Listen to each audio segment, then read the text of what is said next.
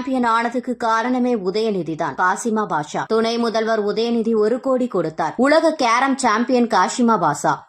Carrom board உலக சாம்பியனாக வெற்றி பெற்றதற்கு காரணமே துணை முதல்வர் உதயநிதி ஸ்டாலின் தான் என உலக கேரம் சாம்பியன் காசிமா பாஷா தெரிவித்தார்.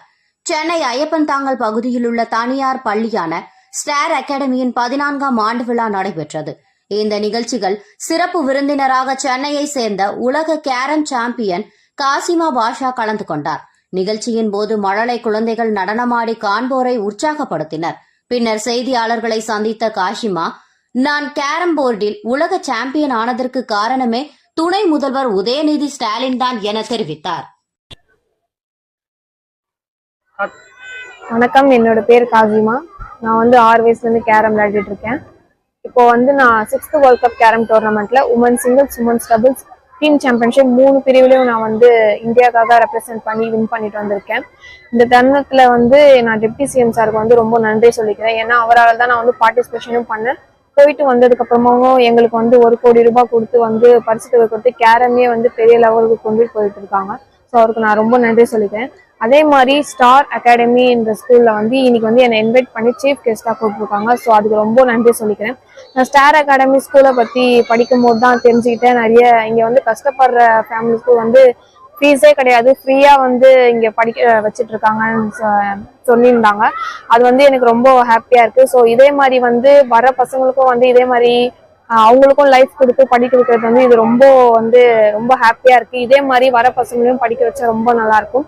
அதுவும் இல்லாம ஸ்போர்ட்ஸ்ல நிறைய ஆப்பர்ச்சுனிட்டிஸ் இருக்கு, ஸ்காலர்ஷிப்பும் இருக்கு, ஜாப் ஆப்பர்ச்சுனிட்டியும் நிறைய இருக்கு. அதுவும் கேரம்ல இருக்குன்ட்டு நிறைய பேருக்கு தெரியல. இப்போ சொல்றேன், கேரம்ல நிறைய ஆப்பர்ச்சுனிட்டிஸ் இருக்கு. இப்போ பாத்தீங்கன்னா எங்களுக்கு 1 கோடி ரூபாய் கொடுத்துருக்காங்க. அதுவும் இல்லாம நான் இந்தியன் ஆயில்ல ஸ்காலர்ஷிப்ல 3 வருஷமா இருக்கேன். ஸோ அந்த மாதிரியும் இருக்கு. ஏர்போர்ட் அத்தாரிட்டிலையும் பண்றாங்க.